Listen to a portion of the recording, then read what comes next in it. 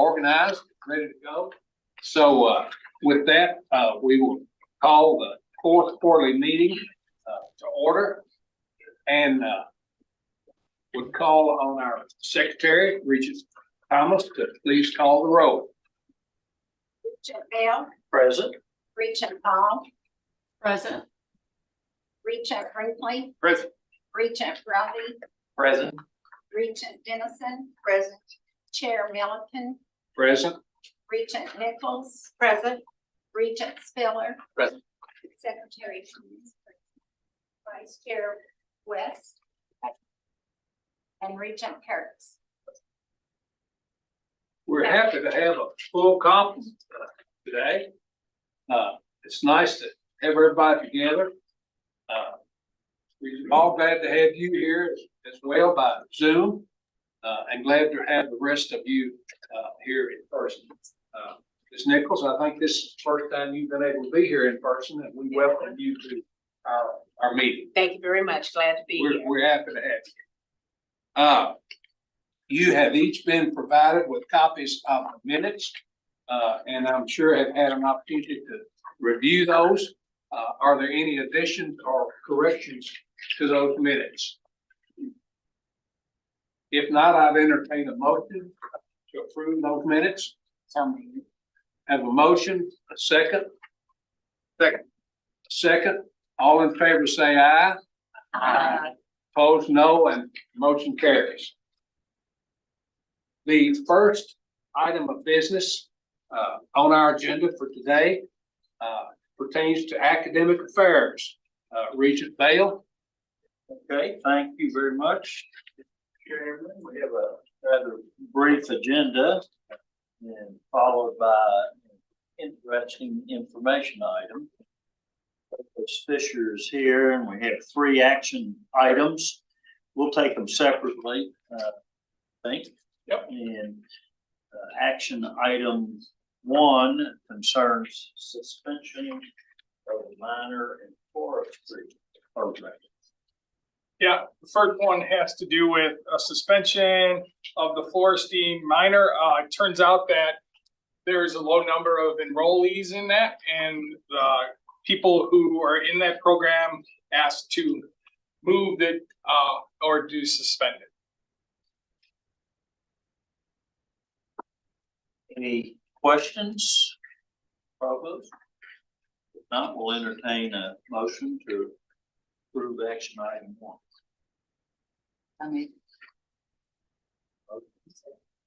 Second, Regent Dennison.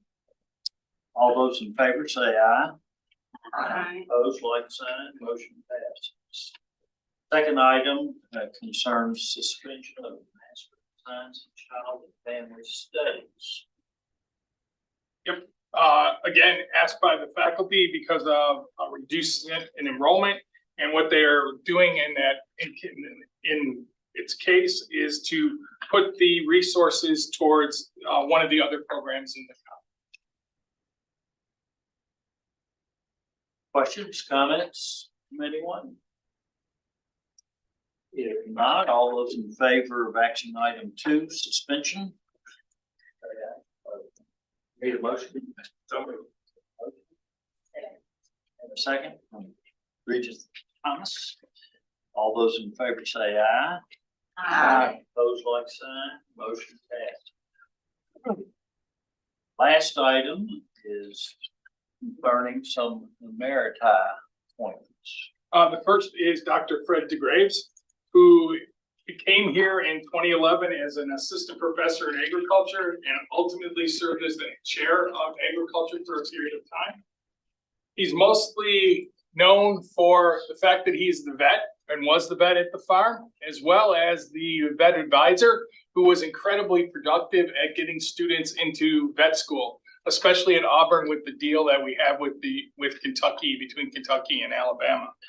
What you also see is he has a relationship with the Holstein Association, Kentucky's Ag Development Board, that was instrumental in the start of the Smart Holstein Lab. And with that, I would ask that he please be given emeritus status. Okay, any comments? Or If not, I'll entertain a motion for approval of the Veritas stash for Dr. Fred DeGray. So moved. Motion, Second. second. All those in favor say aye. Aye. Opposed, like sign. Thank you. Second is Dr. Darwin Dahl, who came to WKU in 1987 and served for 36 years, which is an amazing thing. He is an active research program, and in that program, he had 10 graduate school students who completed a master's thesis, and he had 20 peer-reviewed publications, and he was the principal or co-principal investigator on a number of research grants. He was instrumental. He got a lot of grants from National Science Foundation for instrumentation for the Department of Chemistry that now has allowed Department of Chemistry to have top-notch equipment. And with that, I ask that he be given emeritus appointment. Discussions, comments? Not, will entertain a motion. So made. Motion, Tracy Thomas, second, Shane. All those in favor say aye. Aye. Opposed, like sign. All right. And last, we have a information item with Dr. David Zimmer here, who's the interim chair of economics. Dr. Zimmer focuses his research on statistical Coppola functions and model microeconomic phenomena. Okay, sure. Is I'm going to get an education today. He has authored more than 60 articles in academic journals. His research is cited widely in PhD level econometrics textbooks, and he has served as a consultant for the British National Institute for Health and Care Excellence. And with that, I would love to bring him up to talk about his research.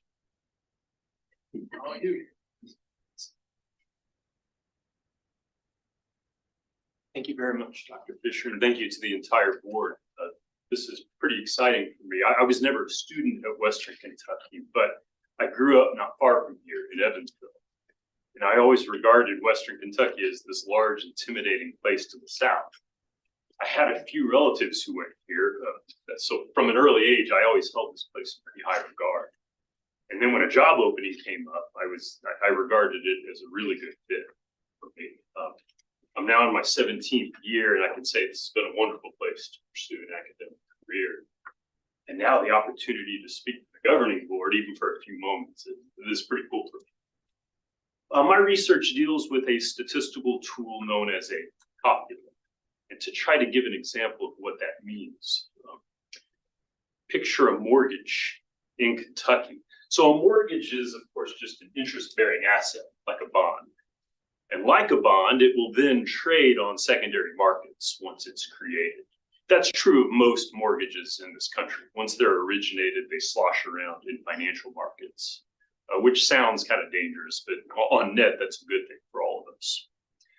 But from the point of view of an investor, a mortgage is a risky asset because at any time, the homeowner can stop making those payments.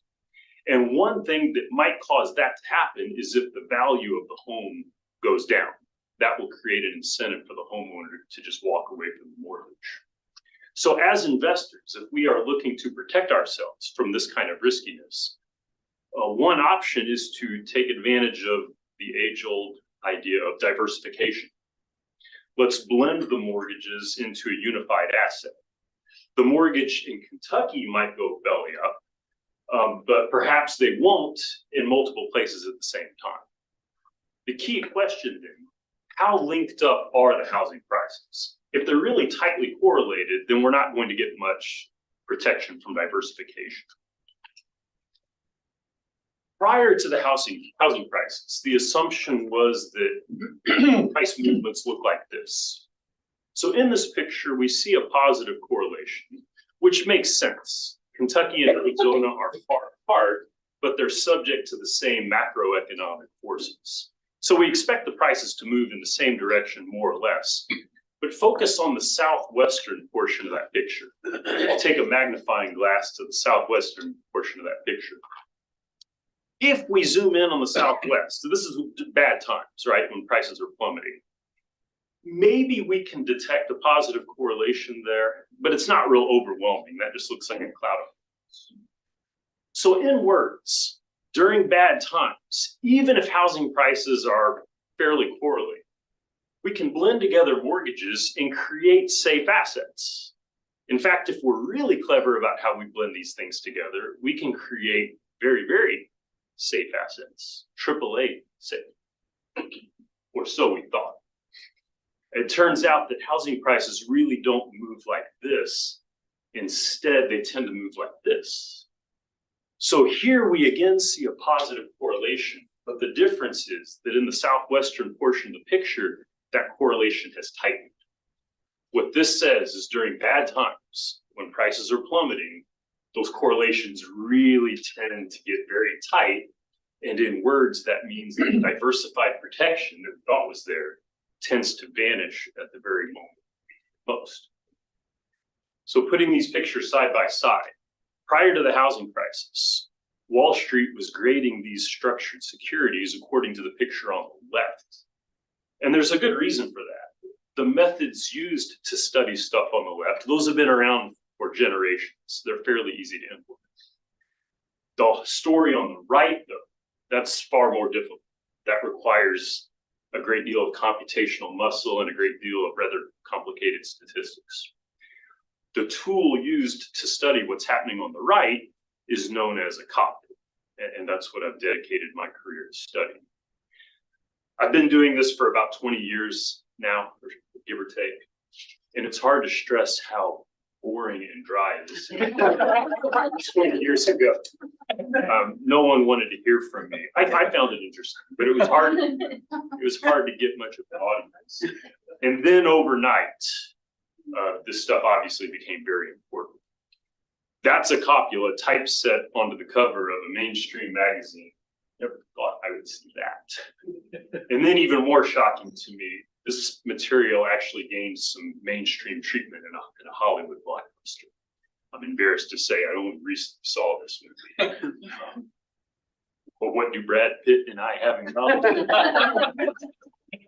No, maybe not as much as I would like, but we've both dealt with housing crisis.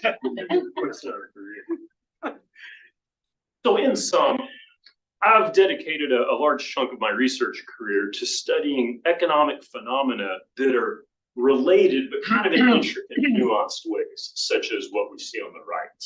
And I have found Western Kentucky to be a very wonderful place to pursue those interests. Thank you for listening.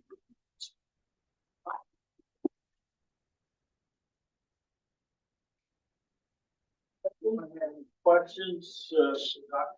Zimmer?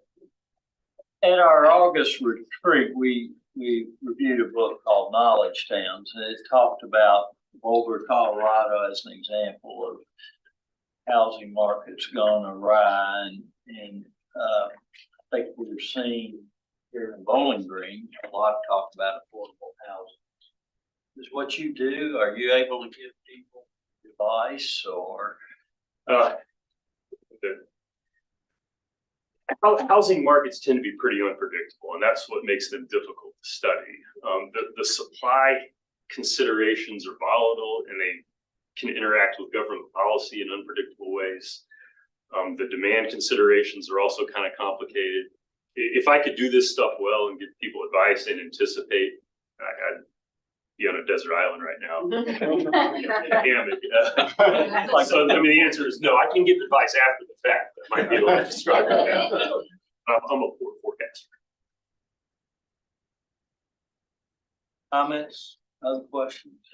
Thank you so much, Dr. Zimmer. I appreciate your research. I think that's very interesting. Well, thank you. I agree. I have a question. Appreciate you. Thank you for being here. I did have a question. I'm sorry. As a real estate example, it makes sense for trying to mitigate, thinking you could mitigate risk when the reality is to the downside you can't. What other markets is this useful for? I've used these kind of markets to study healthcare spending, because healthcare spending is another situation where, things kind of look normal until a bad medical claim hits. And then you have facility expenses, doctor expenses, and those can be tightly correlated and very large.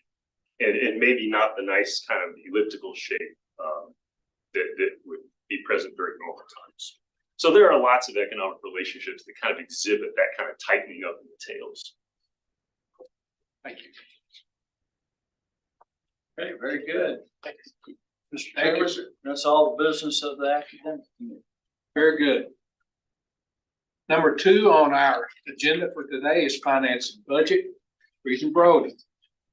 Thank you, Chair Milliken. Without objection, I'm going to take action item 1 as a standalone item and then take items 2 through 5 as a consent matter.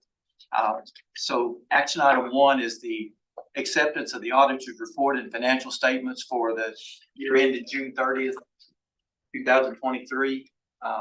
Susan, you have any further comment on other than what we had in the committee meeting? No, just a reminder, it was a clean audit, no audit findings.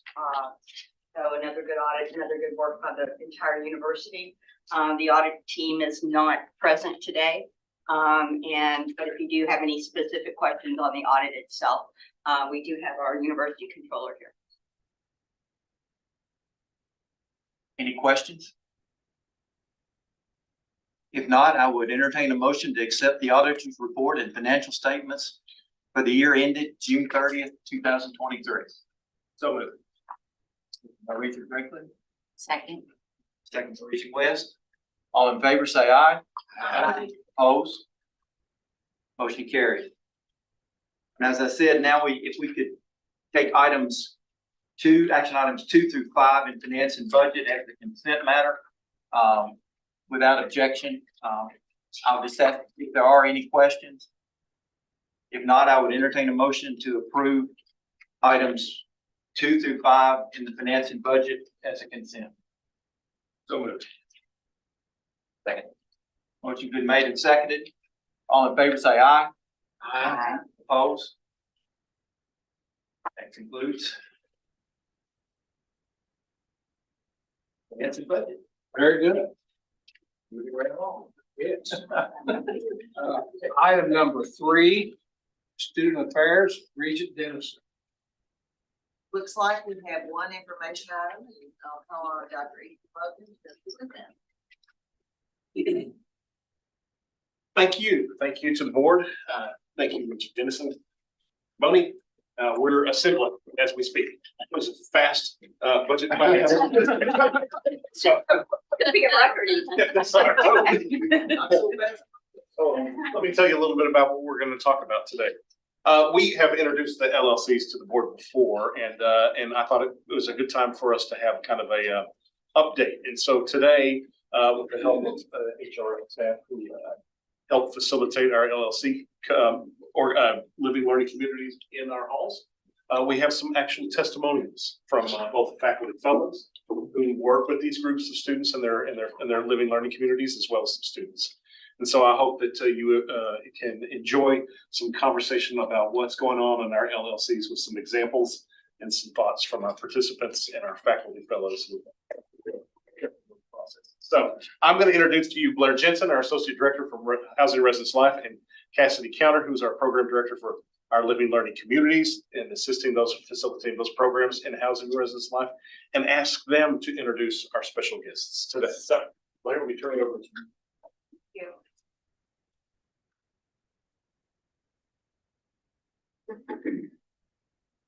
Mr. Chairman, members of the board, President Boney, colleagues, and guests, good afternoon.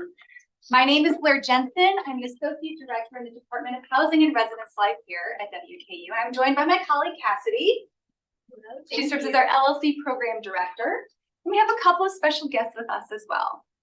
Cassidy and I have the great honor and privilege of administering WKU's Living Learning Communities program. And we're excited to be here on behalf of Housing and Residence Life. Now, just a few short months ago, my colleagues from the Center for Innovative Teaching and Learning and I attended your board retreat back in August and shared with you some kind of student success metrics for students participating in living learning communities, as well as our vision for the future of LLCs at WKU. So it seems so fitting to me that we started our semester together and we're ending it together as well. What perfectly poetic bookends. So back in August, we presented facts and figures really regarding LLC participant persistence and retention rates. Now we know that facts and figures are really important. Student success metrics help us determine broadly the impact of a particular program. They allow us to quantify our programs, to relay our program's impact using a language that we can all understand. However, facts and figures don't provide the whole story of a program's success. There's a reason that quantitative and qualitative research exist. They each are half of a whole story. So we're taking a different approach today. We're here to tell the story of the LLC program success from a qualitative perspective, because it's not always about the destination, it's about the journey. So as I mentioned, I'm joined by several special guests.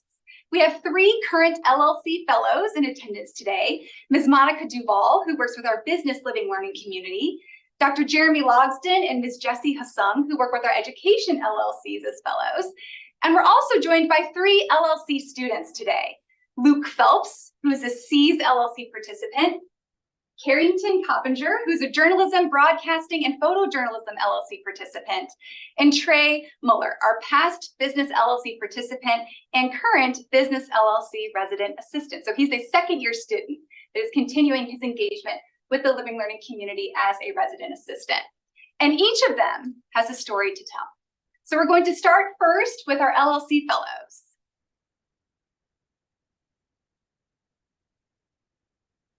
All right,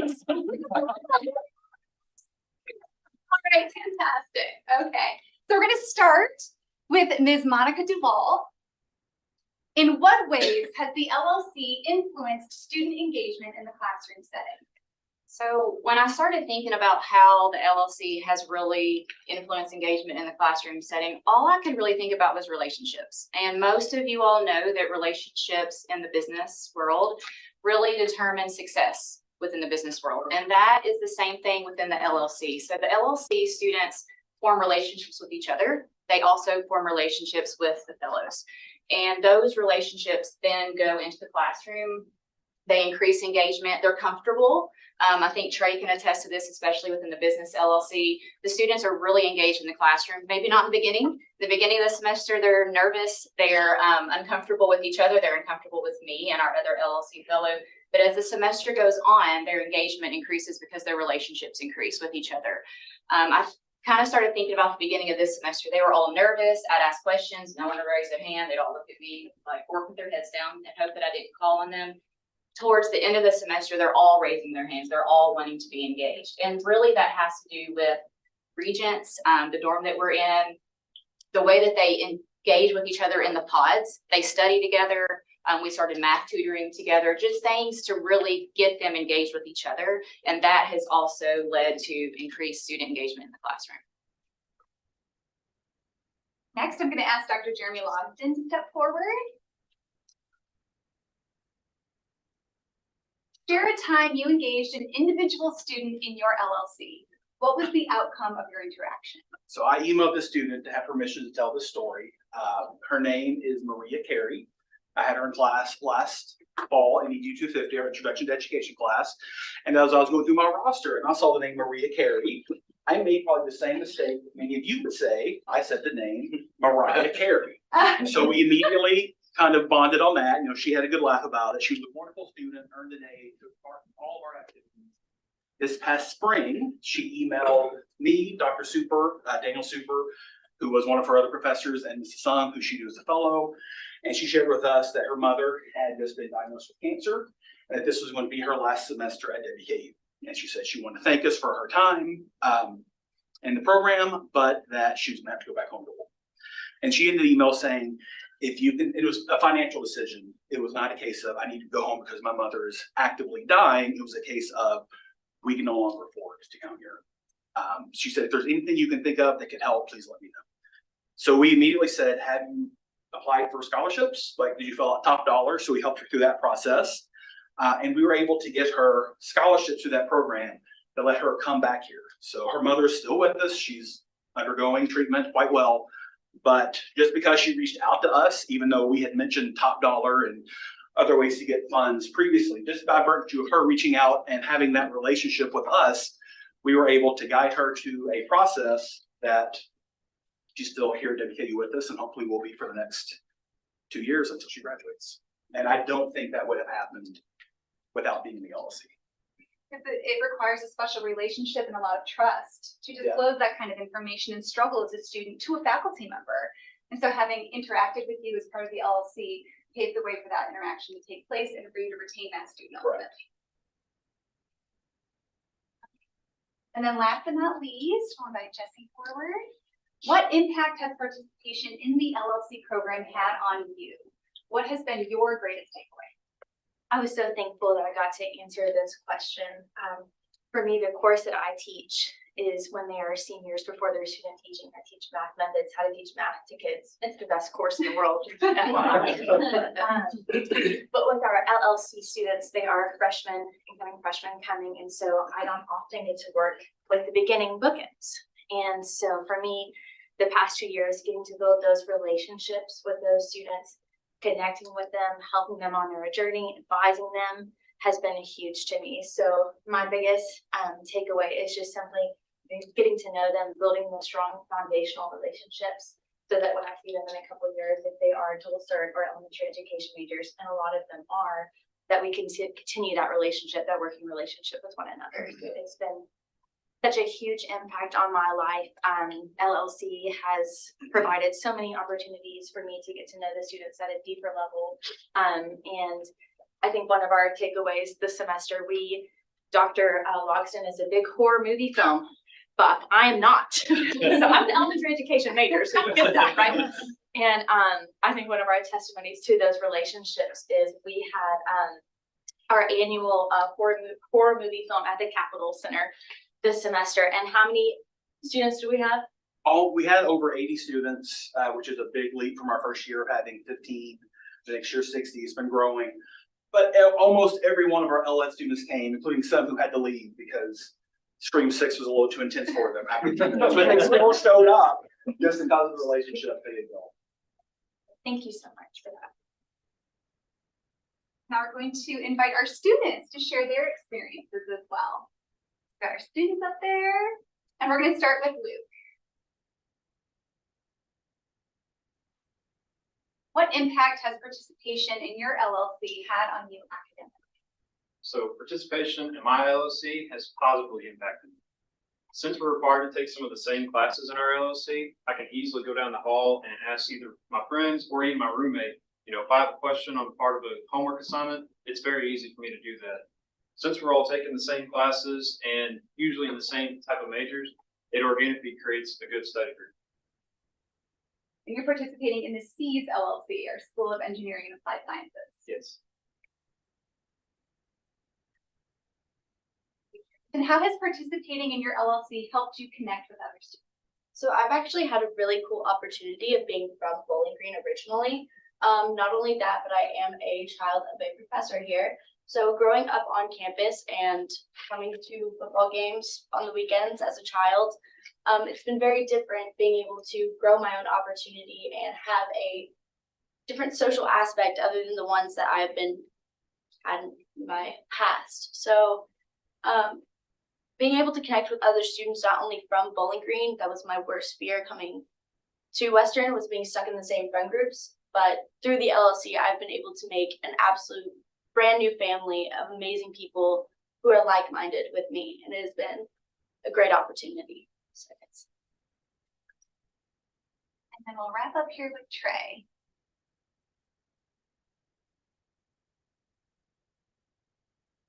What has been your most memorable LLC experience to date? And Trey is our returning student, so he's a second-year student at WKU, pursuing a major in accounting.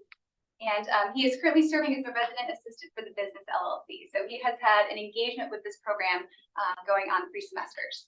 So I've been able to create relationships with my residents, and that's been most memorable as being an RA. But I think the most memorable to me was as a student, I was able to choose the colors of our Business LC graduation cords.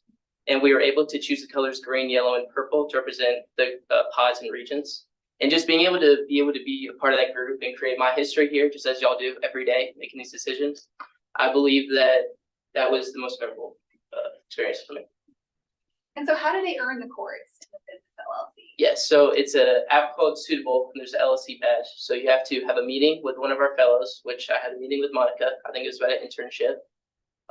We have to attend 2 LLC events, which was I attended pod bowling, and I think it was either a pizza party we had in the pods. And the last one was 2 events per semester, and I think that was it. Good. And so you track your participation in these activities over the Yes. course of the academic year, and then as long as you've completed those requirements, you earn the honor awards to wear at graduation. And then you all got to pick the colors. We also require them to go to a student organization meeting across campus, that does not include Greek. So outside of that, and then, an athletic event as well during the year, and they have to report on. And just in further reference to the green and purple and yellow pods, the pods themselves have different color schemes in the residence hall. And so the furniture and the paint colors on the walls are green, purple, yellow. And so that's why they chose those colors.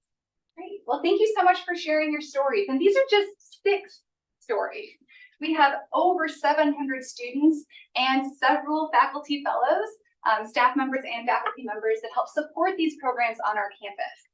So we actually did something called a thankful survey in advance of November, right, kind of during the month in advance of the Thanksgiving holiday, and asked our students to provide us with their stories, what they were thankful for in terms of their experience and engagement in these LLCs. And so these were some of the stories that they had to share with us, right? You're looking at stories of accountability, stories of connection, stories of community, stories of success, stories of belonging. And so I just wanted to share with you that it's so much more than the numbers and the facts and the figures and the metrics that we see and that we track over time. It's about the experience that our students gain, because experience is more than just a factor or figure. Experience is what happens between the 4 walls of a classroom, between the 4 walls of a residence hall room or a residence hall lounge. Experience is what happens between a fellow and a student. Experience is the collective shared memories that are forged by students living life together. And that is what these living learning communities provide. And we are so honored to be a part of this project. Thank you so much for your time and attention this afternoon.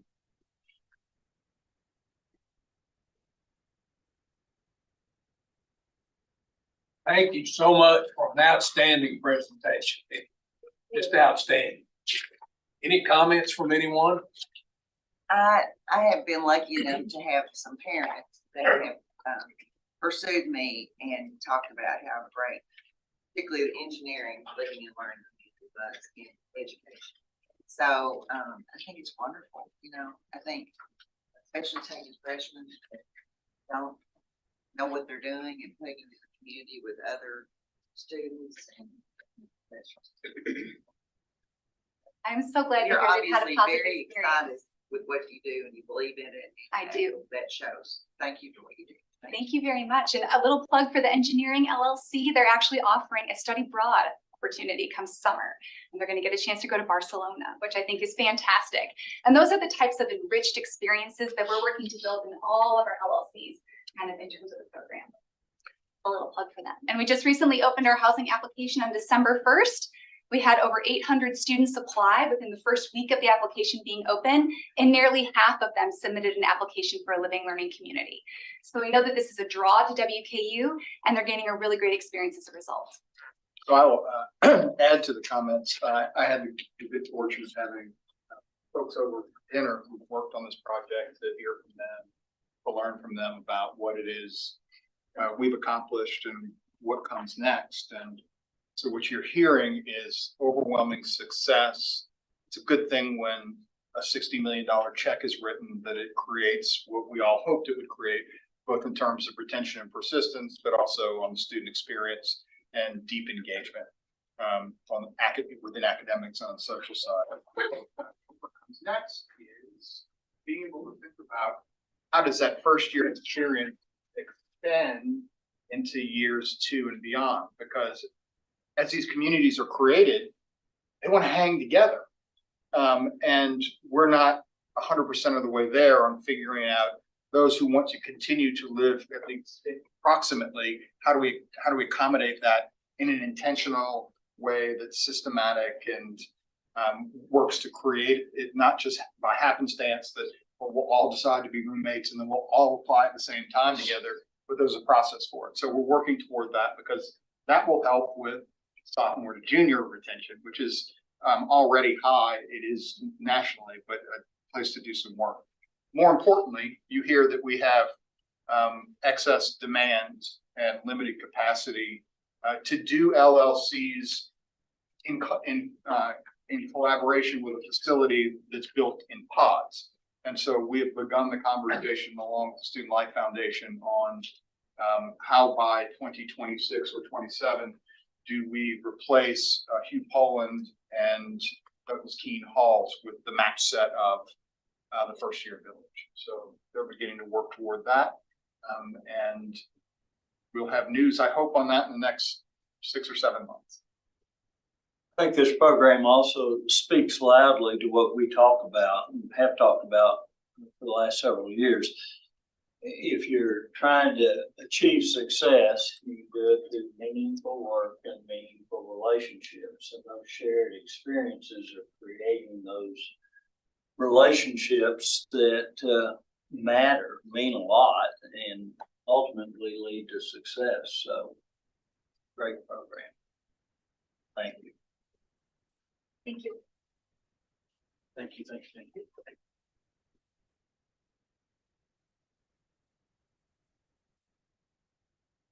Thank you so much. Anything else, Regent Denson? The item 4 on our agenda today is the executive affairs. And the first action item on that is the approval of Provost Emeritus status for Dr. David Lee. I would like to highlight just a few of Dr. Lee's contributions to Western Kentucky University. Dr. Lee has served Western Kentucky University with distinction for 48 remarkable years. After completing his PhD at the Ohio State University, he began teaching in the WKU Department of History as a visiting assistant professor in August of 1975. He made his way up the ranks from assistant professor to tenured associate professor in 1980 and full professor in 1985. He is a respected teacher, an accomplished scholar, and has published 2 well-regarded books. He began his career of administrative services to WKU as Associate Dean of Potter College of Arts and Humanities and Social Services from 1986 to 1992. He served as interim head of music from 1987 through 1989. He was named interim dean of Potter College from 1992 to 1994 and dean of Potter College of Arts and Letters from 94 to 2015. Dr. Lee has served Potter College in the dean's office for an unprecedented 29 years. He was elevated to the role of provost and vice president for academic affairs in August of 2015. In that capacity, he delivered wise counsel to both President Ransdell and President Cavoni and helped shepherd our university through the transition between presidents. In August, he entered transitional retirement and was appointed as WKU's first university historian. Among the many projects of important work was the WKU's acquisition of the Jonesville neighborhood through the Urban Renewal Project in the 1960s, project that has helped WKU's recent efforts toward reconciliation and to honor Jonesville families and descendants.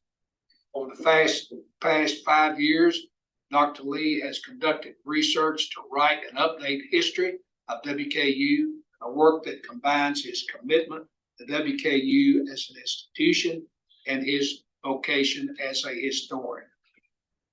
He is, without question, one of the most notable figures for WKU in the last half century. Dr. Lee fully retired from the university on June the 30th, 2023. President Cavoni recommends the Board of Regents approve the designation of Provost Emeritus for Dr. David Lee based upon his 48 years of service and his record of achievement at the university.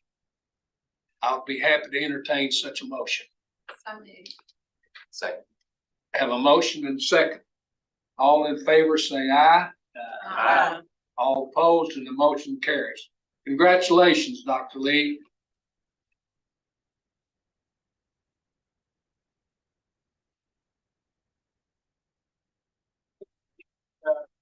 To come join us and share with us. But before he does that, I want to publicly thank him. It is a challenging thing to come to a new institution, doubly so when you're faced with unknown challenges as you enter. And David was both wise counsel to me, an ear that supported me as we went through some really wrenching decisions that ultimately I had to make. But was just tremendous counsel. And you've heard stories around shared governance at the institution and the way in which faculty sometimes interact with the administration or leadership. And what is remarkable about David is he managed to navigate, which sometimes can be prickly and difficult waters, in a way that he is still well respected and adored on this campus. So David, publicly, I want to thank you for all you've done for our university. I want to thank you for what you did for me personally, your time as provost. And we look forward for many more years of celebrating your contributions.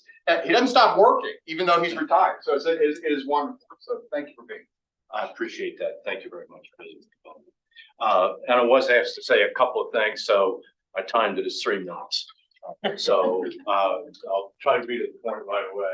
And I certainly would like to begin by thanking President Cavoni and you all as members of the board for this, for the Provost Emeritus status. I think you've only approved this status for 2 other people, for Barbara Birch and for Cheryl Stevens. And it is a special honor to me to be included in their company. I remember attending one of those national meetings where they try to teach how to be a provost. And the guy who was running it got up and he said, "Have you ever thought about what would happen to your students if your institution didn't exist?" And he said, "If Harvard didn't exist, those kids would all be fine. They'd just go to Yale. But what would happen to your students if you didn't exist?" And the question really was, for me, a pointed reminder of what a unique and essential role WKU plays in this community, this Commonwealth, and well beyond that. I've only seen this more and more clearly as I've studied the history of the institution more intensely in the last few years. Henry Hardin Cherry, a man who never managed to acquire any academic credential of any sort whatsoever, ever, was determined that we be an institution of opportunity for people who wanted to have an education. And more than a century later, I think we really are, for many, many students who would not have that opportunity without us. But it does seem to me that being an institution of opportunity really is an aspirational goal. It's something you've got to always be kind of reaching toward. A big part of WKU's history, and I think maybe the most important work that we do, and you've seen a sample of it here again this afternoon, is steadily realizing that there are groups of actual or potential students that we could learn to serve better than we really have in the past. Most notably, it was 50 years and more before we became any kind of institution of opportunity for Black students in Kentucky. And it took us a while to realize that we needed to do more for students who were balancing family and jobs on the one hand and their studies on the other, or how to better support students who navigate this hilltop campus in wheelchairs, or students with autism. I believe that commitment to learning how to educate better, how to reach more students more effectively, how to make more students more successful, is something that does truly run through the warp and woof for this institution. The faculty and staff of this institution work constantly to build better strategies for student success. And you have just seen grade A example of that in action. Living learning communities, a great example of faculty and staff working together to create new and better opportunities for our students. And I've encountered that kind of commitment pretty much every place I have ever been at WKU. I saw that commitment modeled for me by others as maybe the greenest visiting assistant professor in the history of this institution. I certainly saw it as Dean of Potter College, and I saw it as the university's chief academic officer as provost. And what I cherish most about this nearly, oh my God, half century that I've spent here at WKU is that in all of these roles, the university has made me a part of valuable work on behalf of our students. And it's given me wonderful colleagues like Barbara and Cheryl to do it with. Thank you again for this designation. It means a great deal to me.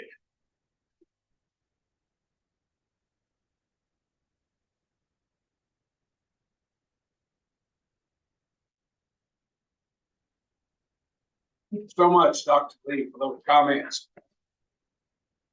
The second action item is the philanthropic naming request for the softball soccer indoor facility. The request is to approve the naming of the Alex and Kelly Downing softball equipment room located at WKU softball soccer indoor facility in recognition of a generous gift from Alex and Kelly Downing. As many of you know, Alex is a WKU alumnus who received his Bachelor of Science here in 1988. He is CEO of the Franklin Bank and Trust Company in Bowling Green. Prior to that, he was president of College Heights Foundation for 13 years. He has continued to advocate for WKU in this community and throughout.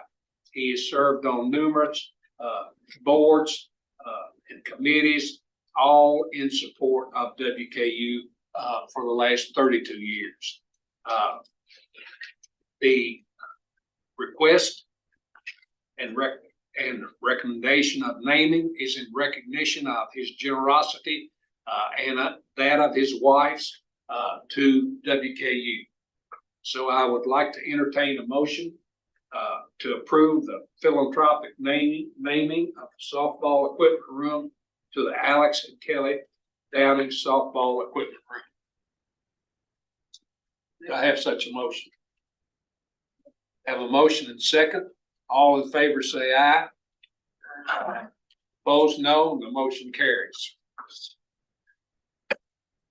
Under the executive, we also have two information items, and I will defer now to the philanthropic updates. Amanda, you already? I'm here, I'm ready. You're ready to go. Thank you so much. Thank you, Chair. It's good to be with you all today and share a quick update of where we are at the end of the first half of the fiscal year.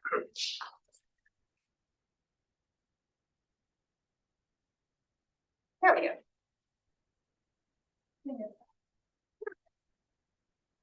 All right, about a month ago, we celebrated homecoming on campus, which I think many of you all had a chance to probably participate in at least one of those events. But this is just a quick snapshot of what that week looked like for us on campus. It was a week of many firsts for us for homecoming. There in the right-hand corner, you see WKU First Gen in that picture. So on Tuesday, we started the week out with our first Alumni Residence Day. And that was just a wonderful partnership with the Office of the Provost and his staff, and also with our deans and our colleagues in the colleges, where we were able to bring one First Gen alum back for each college to share their experience going through campus and what they've been doing since they left campus.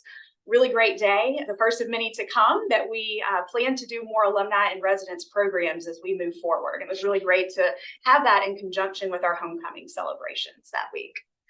We moved on to Thursday evening, where we had our Hilltopper Excellence Awards, and I'll touch on that in a little bit. And then on Friday, we transitioned Friday to really our community day, where we went out into the community, where we hosted our groundbreaking, of course, that morning here on campus. We had a lot of ROTC and military Veterans Day festivities on campus. We had our traditional junior achievement chili and cheese reception or luncheon out at Montana Grill, which again was more of a community-driven aspect this year than we had in the past. And then, of course, our parade and our downtown pep rally. And we were really pleased with the way that we transitioned. Given that it was nighttime in November, we had to shorten our parade route. And as you can see, we had a picturesque departure there from Cherry Hall, came down to downtown and had a wonderful celebration downtown. And we want to thank our partners with the Downtown Partnership, Telia Butler, and all of our downtown businesses who really partnered with us to make that happen. And so it was a really great festivity to bring the community into the WKU celebration for homecoming. Of course, Saturday, we had all of our traditional festivities on campus. We had a beautiful day, so we had a lot of tailgating. We partnered with our colleges to host a collegiate village around the alumni tent, and just a wonderful day on campus as we celebrated all of our homecoming activities. Our Hilltopper Excellence Awards, of course, was our brand new event this year that we transitioned from our HODA luncheon that was typically on Friday. We moved that to Thursday, and then combined that with several other awards that we also had to recognize this year. And I just wanted to share with you all a quick video that we shared out on our social channels following that event. For more than 30 years, the Hall of Distinguished Alumni induction ceremony has been a highlight of WKU's homecoming weekend. And through this celebration, may we not only recognize the personal and professional accomplishments and contributions of our alumni, but at the same time, inspire others to climb even higher. I am profoundly moved and delighted to commemorate this occasion with all of you. And above all, I am honored to be a Hilltopper. From the Reynolds family, congrats to all of the other honorees tonight. Go Tops. Western gave me an experience that I would not trade for anything in this world. I am a proud alumni, and to have this honor tonight is one of the greatest honors of my life.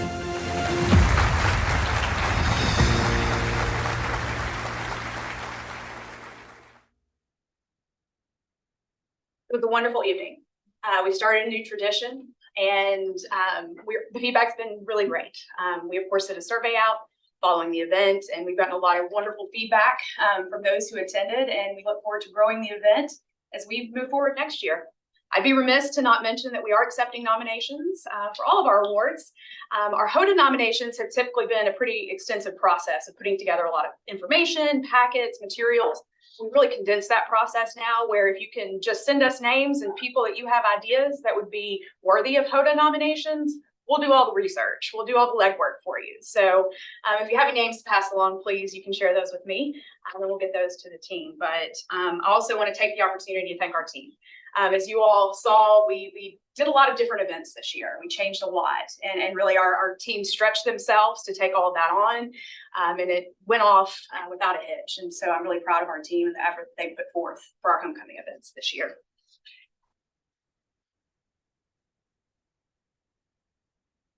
The Gordon Ford College of Business.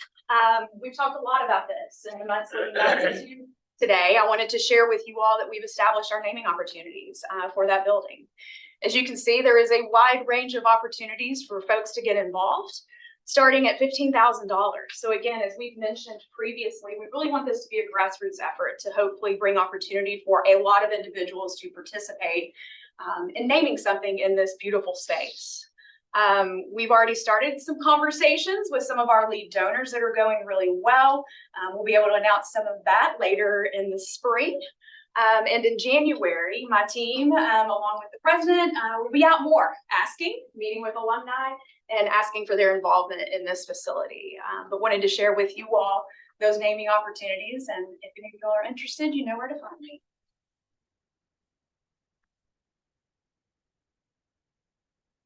The WKU Opportunity Fund. We were pleased to announce in the president's newsletter a couple weeks ago that we've eclipsed the $92 million mark as we inch our way towards that $100 million goal that we are working towards. We have now established 223 new endowed scholarships as a part of that effort.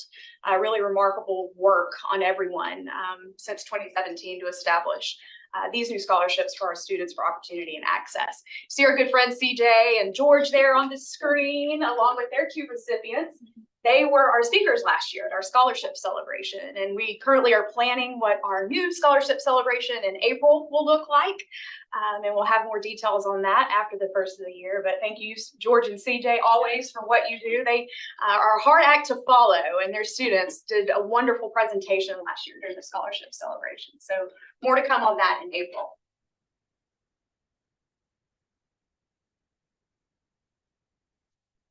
And then finally, I wanted to share with you all our fiscal year results. Now I shared this with you all back in August, and this is a 5-year comparison of where we have landed as far as gift receipts go each fiscal year. Now this is as of June 30.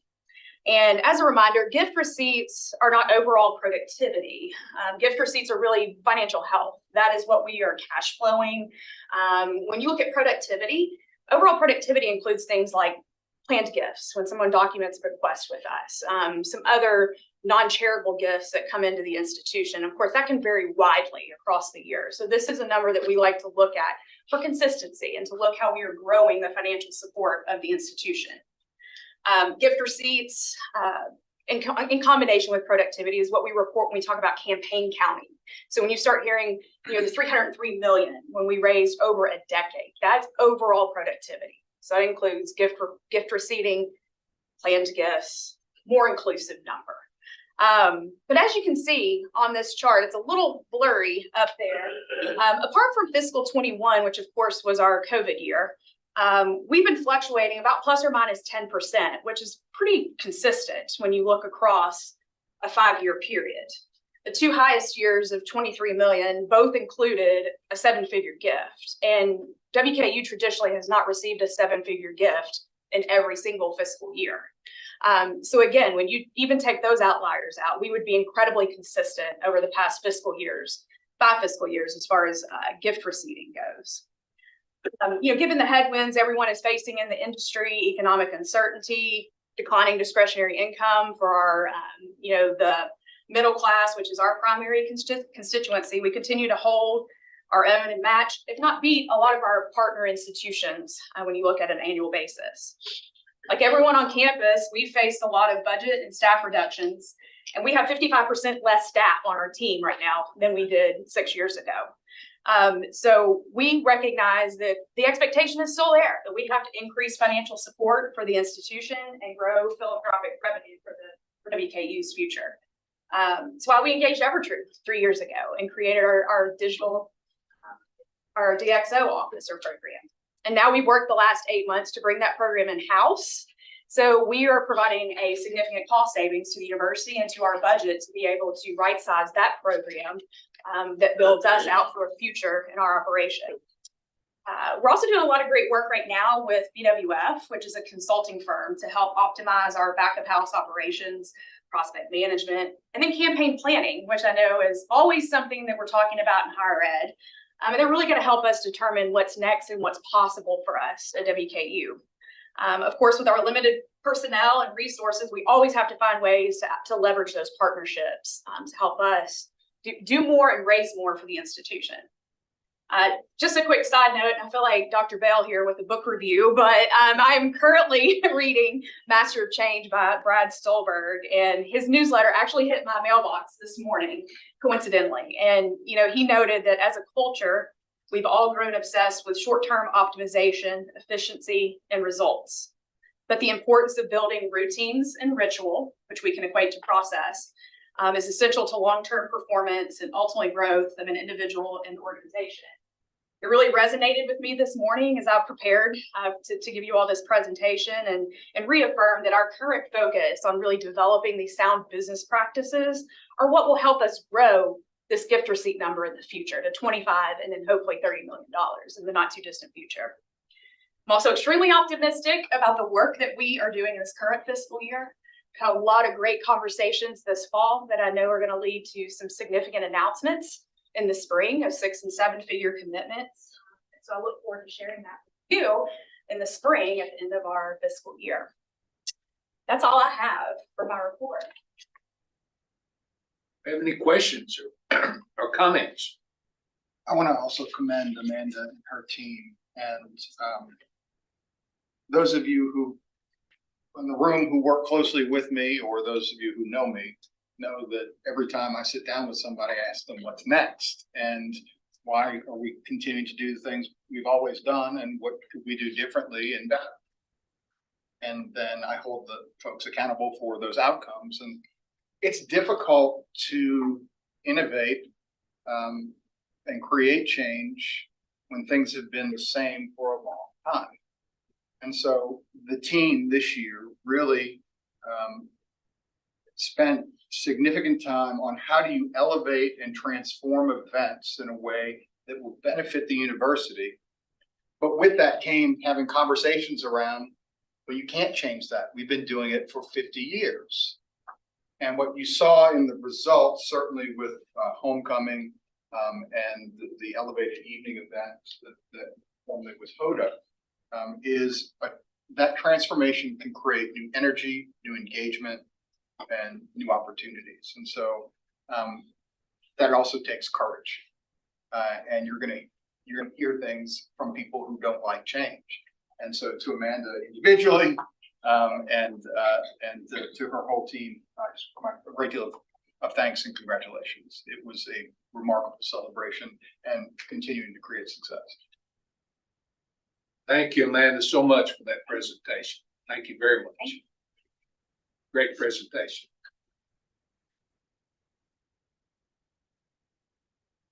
Our mission as a university is to educate and empower our students to go out into the world and be successful in their chosen endeavors. We are extremely fortunate to have a president, Henry Cavoni, who is dedicated to this mission. Through his dedication and untiring efforts, our university is literally climbing to greater heights. His forward thinking and leadership ability is moving WKU toward its goals. Consider our metrics. Consider our graduation rates. Consider our retention rates. Consider our GPA scores, our campus enhancement, and our fundraising, which we just heard about. The WKU Board of Regents has recently completed our annual evaluation of President Cavoni with 100% participation by the board. Throughout his tenure as president and accelerating during the past year, President Cavoni has proven to be an effective leader with a remarkable ability to advance our university, create stability, and promote an overall culture of excellence and innovation. The board continues to confidently support President Cavoni's leadership and forward-looking vision for Western Kentucky University. This confidence is demonstrated in the evaluation done by the faculty. President Cavoni's stewardship has helped WKU to make significant and rapid progress toward achieving the ambitious goals outlined in the university's 10-year strategic plan. His dedication to our institution's mission and thoughtful approach to challenges have been instrumental in driving transformative improvements in student success, academic excellence, and WKU's influence across our broader regions. These efforts have not only enhanced WKU's current standing, but have also solidified a robust foundation for future growth and success. While the evaluation period focused on the previous academic year, WKU's positive momentum has certainly continued into this fall semester, with notable achievement already occurring in the first half of the 23-24 academic year, including the first increase in overall degree-seeking enrollment in 13 years, the highest first to second year student retention in recorded university history, the commencement of construction, and I looked out the window and saw it today and I was amazed, of the long-awaited new Gordon Ford College of Business building, and commitment of more than 92.9 million for the WKU Opportunity Fund, which Amanda alluded to a few moments ago, which exceeds President Caboni's original $50 million goal by nearly 43 million, 4 years ahead of the planned conclusion date. The Board of Regents review of President Caboni's performance makes clear that because of the difficult work undertaken and the success of those endeavors, WKU is better positioned for the future under his leadership. We look forward to celebrating WKU's future success as the university continues climbing to greater heights.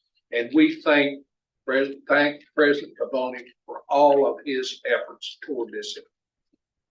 Thank you, Chair Milliken, and really hard to hear that many nice things about you all at one time. You spread that out over the semester or after a faculty senate meeting.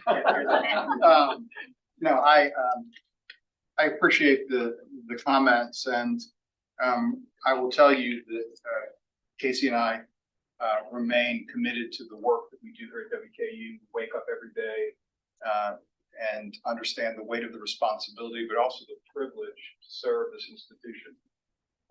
Regent Bale, when we had our initial conversations about joining the university, we talked about not hiring a president, but how do you build a presidency?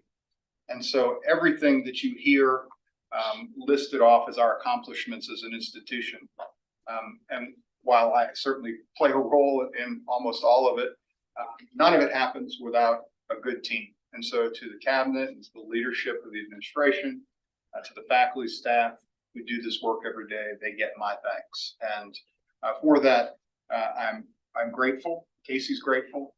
And what better way to end a semester than to celebrate with recognition ceremonies? The reason we do everything that we do as a university, transforming the lives of young people, many of whom would not have the opportunity if it were not for the work that we all do every day. So as we reflect at this time of year in the holiday season, I remain thankful and grateful for the opportunity to serve and look forward to continue to do so and create even more outstanding results in the coming months and years. Thank you.